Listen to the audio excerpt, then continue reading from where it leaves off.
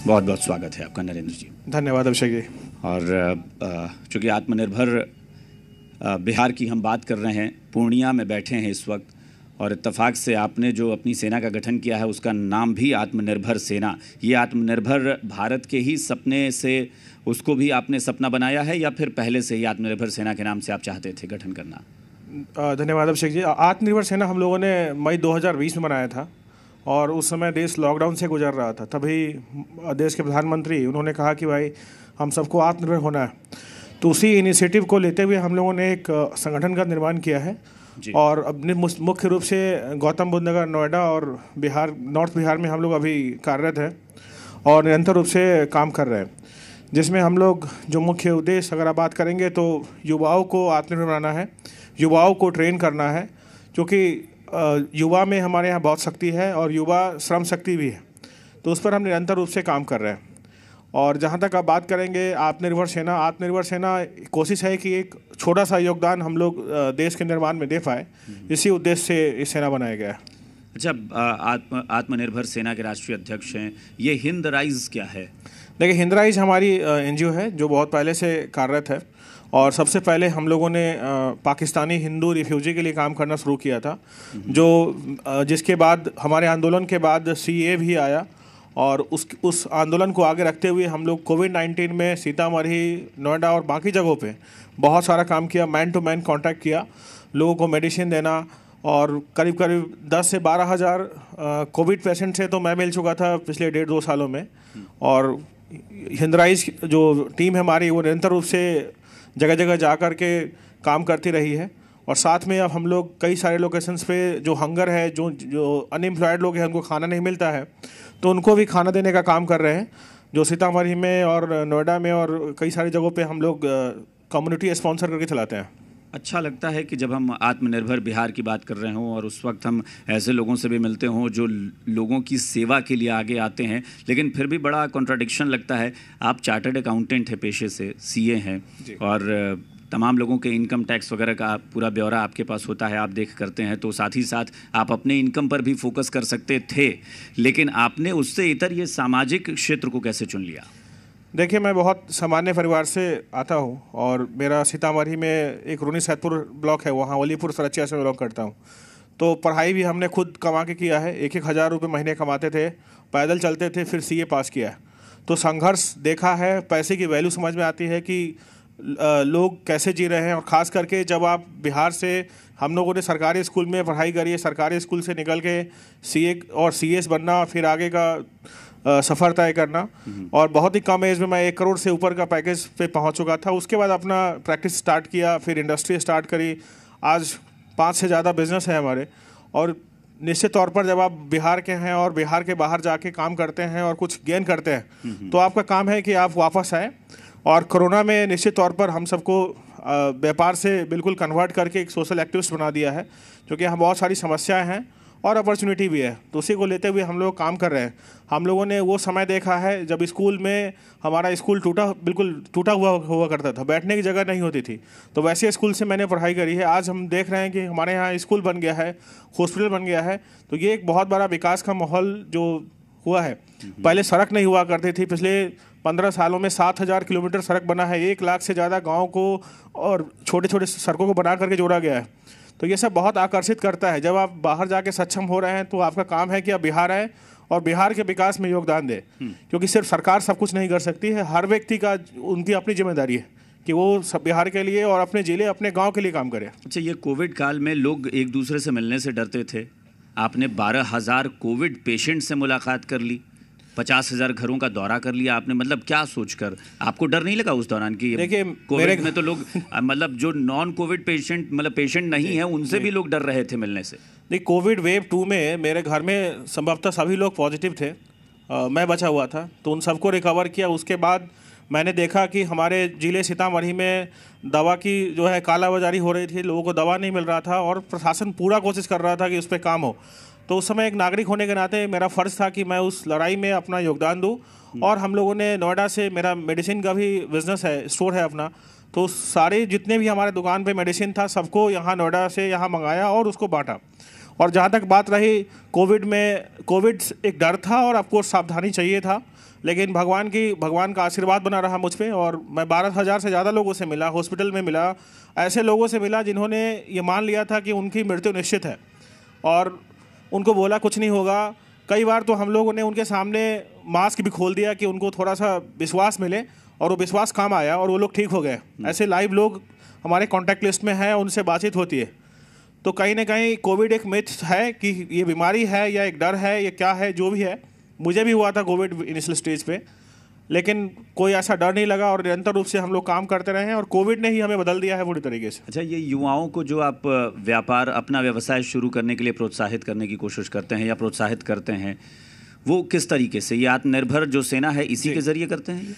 देखिए, युवा Bihar second largest youth है हमारे पास, और यूथ के साथ एक बहुत बड़ी समस्या है हमारे यहाँ। जो यूथ पढ़ा लिखा नहीं है, जो आप कह सकते हैं कि एजुकेटेड नहीं है या इलिटरेट है या कम पढ़े लिखे, उनके पास बेरोजगारी नहीं है। वो कहीं ना कहीं कुछ ना कुछ कर लेते हैं। समस्या आती है जो यूथ हमारे यहाँ ग्रेजुएट है या पोस्ट ग्रेजुएट, उस डेटा भी रिलीज हुआ है, 43% से ज़्यादा लोग अनएम्प्लॉयड है। उसका एक बहुत बड़ा कारण है, जब आप उस पर रिसर्च करते हैं तो समझ में आता है कि जो उनका एजुकेशन सिस्टम है वो उनको व्यापार करना नहीं सिखाता। बिहार में हम सब सोचते हैं कि हमें गवर्नमेंट जॉब करना है, नौकरी से आगे सोच नहीं पाते। तो माँ बाप भी यही कहते हैं, हमारे माँ बाप भी कहते थे गवर्नमेंट जॉब करो, सीए क्या होता है, इसमें टैक्स घपला होता है, तुमको कुछ करना नहीं है।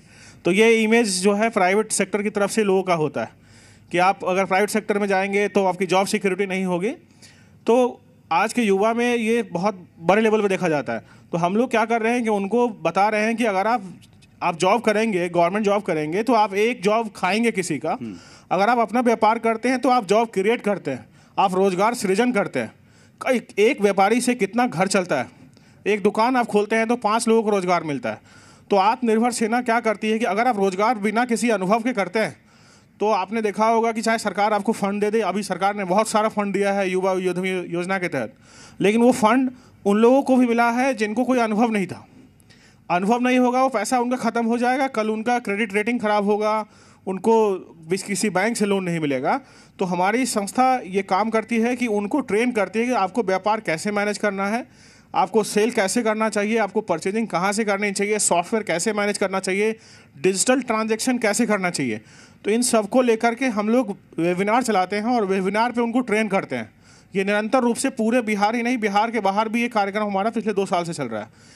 उसके बाद जब उनको समझ में आता है रिसर्च होने के बाद कि ये बिज़नेस करना चाहिए, ये व्यापार मुझे करना चाहिए, तो आप मानेंगे नहीं, बहुत सारे युवा डेयरी फार्मिंग में आ गए हैं, बहुत सारे युवा एग्रीटेक में जा रहे हैं, एग्रीकल्चर का काम कर रहे हैं, क्योंकि उनको समझ में आया कि इसमें बहुत अपॉर्चुनिटी है। और आने वाले समय में जो एग्रीकल्चर है आपका, जो एग्रीटेक है, वही सबसे बड़ा उद्योग होगा और उसी पे सबको काम करना पड़ेगा। तो हम लोग निरंतर रूप से ट्रेनिंग के माध्यम से उनको, उसके बाद उनको फंड कहाँ से मिलेगा, गवर्नमेंट की क्या इनिशिएटिव्स हैं, गवर्नमेंट फंड कैसे लेना है उनको, उन सब चीज़ों पर करते हैं। अगर गवर्नमेंट फंड लेने में उनको दिक्कत आती है तो हम लोग अधिकारी से बातचीत करके, उनसे फॉलोअप करके उनको दिलवाते हैं, क्योंकि हमारे पास एप्लीकेशन ज़्यादा होता है तो वो उसको अप्रूव कर देता है। अगर आप 1 to 1 एक आदमी जाएगा तो थोड़ा दिक्कत करेगा आपको, लेकिन अगर ज़्यादा एप्लीकेशन एक साथ जा रहा है तो वो उसको अप्रूव करता है। अच्छा, जाहिर तौर पर आपके इस अभियान से युवाओं को फ़ायदा होगा तो वो आत्मनिर्भर बनेंगे, लेकिन हर आदमी की कोई ना कोई प्रेरणा होती है। और आपने कहा भी कि आप बहुत गरीब परिवार से निकल कर आए और बहुत मेहनत से यहाँ तक पहुँचे, तो आखिर कौन सी चीज़ थी जिसने आपको प्रेरित किया कि नहीं, हमें ये करना चाहिए? देखिए, सामाजिक जीवन में तो मुझे लगता है कि नरेंद्र मोदी जी जिस तरीके से देश के लिए काम कर रहे हैं, और जब वो बोलते हैं तो हर एक आदमी, हर एक भारतवासी हिल जाता है कि नहीं, देशभक्ति और आत्मनिर्भरता जिसकी बात हम लोगों ने कभी कल्पना तक नहीं करी थी। तो मेरे प्रेरणादायक हैं, उनसे सीखा है, और विवेकानंद जी को मैं बहुत फॉलो करता हूँ। तो आत्मनिर्भरता जो वर्ड है वो बहुत पहले गांधी जी ने भी कहा था, ग्राम स्वराज की बात करी थी। तो उन्हीं सब के रास्ते पर चलने की कोशिश करते हैं कि कुछ अपने गांव के, क्योंकि बोलना बहुत आसान है, तो हम लोग, और ख़ास करके चूँकि हम लोग एक गांव से आते हैं, तो कुछ करने के बारे में सोचा और अपने गांव को मैं स्मार्ट विलेज में अपने फंड से कन्वर्ट कर रहा हूं। अभी हमारे यहाँ एक हॉस्पिटल बन रहा है और एक हमने अभी वोकेशनल इंस्टीट्यूशन इस्टेब्लिश किया है, और उसके अलावा हम लोग गवर्नमेंट स्कूल जो मेरे गांव का है, जहाँ मैंने पढ़ाई करी है, उसको भी अपनाने का काम किया है। अभी उस पर एप्लीकेशन दे रखी है, अभी सरकार की तरफ से फैसला बाकी है। तो इन सब इनिशिएटिव्स को ले रहे हैं ताकि और भी लोग जो हम लोग की तरह है, बहुत सारे लोग गांव से जा चुके हैं, तो उनको थोड़ा सा प्रेरणा मिले और वो वापस आए और अपने गांव को स्मार्ट बनाने में मदद करें। आपने युवाओं को कहा कि खुद अपना व्यवसाय करें ताकि बाकी लोगों को भी रोज़गार दे सकें, और प्रधानमंत्री आपके प्रेरणा है। तो ये बताइए कि इस इलाके में अगर उद्योग स्थापित करने की बात करें तो कहाँ पाते हैं इस इलाके को, इस क्षेत्र को, कितना आगे बढ़ पाया है, या फिर हम कहें कि पूरे बिहार की उद्योग नीति जो है वो आपको कैसी लगती है, या उसमें कुछ सुधार की ज़रूरत है? देखिए, जिस इलाके में हम लोग बैठे हैं यहाँ बहुत बड़ा मार्केट है, और यहाँ पे अगर उद्योग होता आज तो प्लान नहीं होता। ये सच्चाई है कि सबसे ज़्यादा प्लान जो है गंगा इस पार होता है, और गरीबी भी गंगा इस पार है। तो बिहार में निश्चित तौर पर 2 बिहार का निर्माण होता गया है जी। और कहीं ना कहीं उसमें हम सबकी कमी है, सरकार तो एक उसका भाग है। तो उद्योग में अच्छी, अभी हमारे उद्योग मंत्री बहुत अनुभवी हैं, उनका बहुत लाभ बिहार को मिल रहा है। तो अभी इथेनॉल पे उन्होंने पॉलिसी दिया है, वैसे ही इंडस्ट्रियल पॉलिसी हमें देनी होगी, और साथ में लैंड अलॉटमेंट का जो प्रोसेस है उसको बहुत आसान करना होगा। और छोटे व्यापारी का अभी जो पॉलिसी हमारे है उसमें 5 करोड़ का कैपिटल चाहिए आपको, 50 करोड़ का आपका टर्नओवर होना चाहिए, और कई सारी जो लिमिटेशंस लगाई गई है, तो उसको हटा करके एक सिंपल प्रोसेस बनाया जाए कि आपको 1 कट्ठा 2 कट्ठा ज़मीन सरकार देगी और सस्ते दर पर दी। ज़मीन बहुत महंगा है अभी, ताकि छोटा व्यापार लगेगा ना, छोटा छोटा मैन्युफैक्चरिंग यूनिट लगेगा। आप इस मामले में चाइना, छोटे व्यापारियों के लिए भी सरकार ज़मीन मुहैया कराए। बिल्कुल सर, छोटे व्यापारी को देखिए, अभी क्या होता है, जैसे अगर मुझे कोई बिजनेस शुरू करना है तो मुझे नहीं पता है एग्जैक्टली कि लैंड अलॉटमेंट में वेबसाइट पे जाकर देखूंगा तो 4 करोड़ की लैंड अलॉटमेंट सीतामढ़ी या मुजफ्फरपुर में दिखता है। तो 4 करोड़ कोई आज के समय में लगाने से पहले सोचेगा, जो कि जो छोटा कमाने वाला है, बैंक का लोन प्रोसेस है। तो अगर मुझे 200 मीटर का या 2 कट्ठे का लैंड मिलता है तो उसमें मेरे लिए आसान होगा बिजनेस को टेस्ट करना कि ठीक है, चल रहा है नहीं चल रहा है, मार्केट इतना बड़ा है हमारे यहाँ। साथ में टैक्स इंसेंटिव्स देनी होगी आपको कि भाई आप आओ, आपको टैक्स नहीं देना है, और आप उन्हीं लोगों को स्कीम्स दीजिए जो कैपेबल है, जिनको अनुभव है पहले से। बिल्कुल, क्योंकि पैसे बांटते जाएंगे, सरकार बांटती जाएगी, तो टैक्स पेयर का पैसा खत्म हो जाएगा एक न एक दिन। तो उन सब चीज़ों पे काम करने की ज़रूरत है, और साथ में ही हमें 1 विंडो क्लियरेंस करना होगा। और जो मैंने आपके पहले के कार्यक्रम में भी कहा है कि जो डीएम है या जो भी डिस्ट्रिक्ट मजिस्ट्रेट है, उनका काम विकास जो गवर्नमेंट का एडमिनिस्ट्रेशन है वो होना चाहिए, इंडस्ट्री उनके हाथ में नहीं होनी चाहिए। इंडस्ट्री के लिए एक अलग से अथॉरिटी बने, डिस्ट्रिक्ट वाइज जहाँ भी क्लस्टर बनाना है, हमें उद्योग क्लस्टर बनाना है, वहाँ पर उस क्लस्टर में इंडस्ट्री के लोग हो, और वहाँ पर पॉलिसी फ्रेमिंग हो। और 1 विंडो का मतलब है कि आप जाओ, आप एप्लीकेशन भरो, आपको लैंड अलॉटमेंट मिल जाए। तो ये सब काम करेंगे तभी हो पाएगा। अच्छा, मैं सबसे ये पूछता हूँ पलायन को लेकर, और चूँकि आप युवाओं को लेकर बात कर रहे हैं कि बिहार में यूथ बहुत हैं, बड़ी संख्या है, वो ज़्यादा बेहतर कर सकते हैं बिहार के विकास के लिए, लेकिन आखिर कहाँ हम पिछड़ गए? आपको क्या लगता है, जब हमारे पास मानव संसाधन इतने ज़्यादा हैं और हम दूसरे प्रदेशों को विकसित कर पाते हैं, फिर क्यों पलायन को नहीं रोक पाए? देखिए, पिछड़ने का एक बहुत बड़ा कारण है, जो 59 वर्षों में जो एक गैप क्रिएट हुआ था, वो आप 16 साल या 20 साल में नहीं भर पाएंगे। आपके घर के सामने कोई खान के चला जाए और उसको बोले कि आप मिट्टी भरो, तो भरने में समय लगेगा। तो कुछ भी नहीं था बिहार में, ना स्कूल था, ना एजुकेशन था, ना कोई सिस्टम था, ना कोई लॉ एंड ऑर्डर था। तो धीरे धीरे इंप्रूवमेंट इंफ्रास्ट्रक्चर पे हुआ है। अगला 5 साल 10 साल जो है, मुझे लगता है कि बिहार सरकार के पास काम करने के लिए सिर्फ इंडस्ट्री है, इंफ्रास्ट्रक्चर पे बहुत ज़्यादा काम हो गया है। तो हम पिछड़े नहीं हैं, अब अपना जो गैप है पीछे का, उसको हम लोग फुलफिल कर रहे हैं, और सरकार के इरादा बहुत साफ है। और उस पर आप सबको पता है कि बिहार की जो रेटिंग है, बिहार का जो जीडीपी है आज 10% से ऊपर चल रहा है। इंडिया का जीडीपी 10 से नीचे है, लेकिन बिहार 10 से ज़्यादा रहा है हमेशा। कोविड-19 के समय में भी जीडीपी हमारा अच्छा रहा है। तो इतनी सारी संभावना है। युवाओं को हमें एजुकेशन सिस्टम में बदलाव करना होगा, क्योंकि जो आज हम पढ़ते हैं वो ब्रिटिश के टाइम का सिस्टम है। ब्रिटिश वाली शिक्षा आज नहीं पढ़ सकते। हालांकि अभी हाल फिलहाल में ही न्यू एजुकेशन पॉलिसी दिया गया है, तो वो जब इम्प्लीमेंट होगा तो अगले 10 से 15 सालों में हमें कुछ और अच्छे परिणाम देखने को मिलेंगे। जब आखिरी सवाल ये है कि स्मार्ट सिटी परियोजना, चूँकि क्या आपको लगता है कि हम इतने विकसित हो गए, हम स्मार्ट सिटी की बिहार में भी बात कर सकते हैं का, या उसकी जो गति चल रही है वो ठीक चल रही है? लेकिन निश्चित तौर पर स्मार्ट सिटी तो समय की रिक्वायरमेंट है। अगर सिटी स्मार्ट नहीं होगा तो इन्वेस्टर नहीं आएगा आपका, और दुर्भाग्यवश बिहार को स्मार्ट सिटी कम मिला है। तो इसके लिए हमें लड़ना होगा कि हमें और स्मार्ट सिटी मिले। और जब कोई नई चीज़ करते हैं तो गलतियां होती हैं, लेकिन इरादे हैं, और उस पर आप वेबसाइट पर भी जाके देखेंगे तो निरंतर रूप से काम हो रहा है, डिले है उसके ऊपर। साथ में ही स्मार्ट सिटी के साथ साथ स्मार्ट विलेज का जो क्लस्टर है, जिसमें 300 विलेज सिलेक्ट किया गया है प्रधानमंत्री जी द्वारा, उसमें बिहार को बहुत कम स्थान मिला। और साथ में ही जो पूर्णिया और इधर सीतामढ़ी मुजफ्फरपुर वाला इलाका है, उसमें सिर्फ समस्तीपुर के कुछ गाँव को मिला है। तो ये चूँकि जो डेवलप एरिया है पटना साइड का, उनको मिला।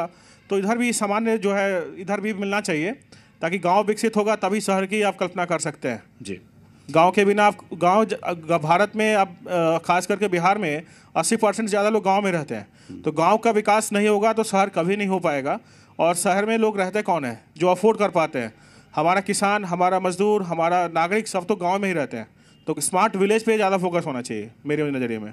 चलिए, उम्मीद करते हैं कि स्मार्ट विलेज पर सरकार का भी फोकस रहे और आप जो अपने स्तर पर कर रहे हैं उसमें आपको कामयाबी मिले। बहुत बहुत शुक्रिया नरेंद्र जी हमारे साथ जुड़ने के लिए। Thank you so much. Thank you.